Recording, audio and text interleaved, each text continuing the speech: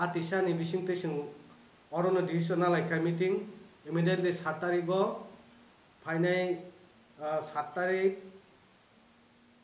bar pogoi tongkha 7 tarik ni dino khumulung amsayo kotor ma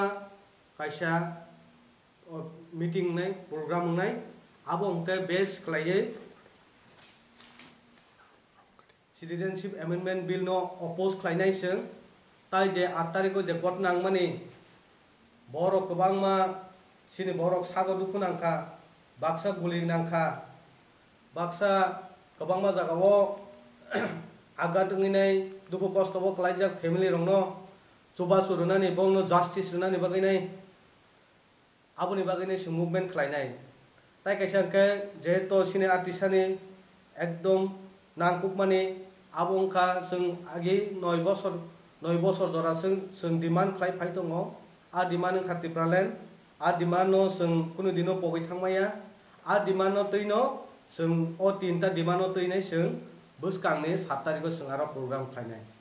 aro bisingo kwbangma borok o manjak phainai a manjaknai rok onko division sabo a jaga phai manjak phainai ngake khumulung tagarjola mandai soronot khwai telemura tai agartala bisramganj kila ompi simna korbok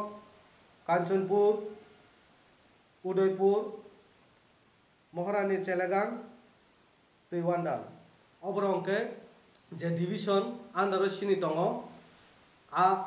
borok tongo aborok phai manjak phainai aboni bisingo kwbangma tongo schools besirbag gana gini school mandai tai khumulung tai bisramganj simnani je school pori tongnai aborok jotono sini a program o phainai manjak phainai tai kaisa angke je college o pori tongnai ro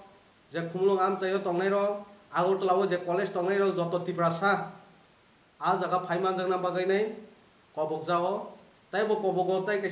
tai kaisa blaino nangkukmani sungbai no besirbag sungbai samung khlai tongnai sini school hostel ba coaching run khlai tongnai NGO organization borok no bo sung koinai borok bo sinaro phai sini je program o phainai oppose khlainai ni baginai borok no bo sung kobomung yafarnai Dofa yok sama bodol hunger strike o thangwi dong nora abono physically ba morally support dakhai tiprasa thangnani baginai chai togoi je samungno khlai tongkha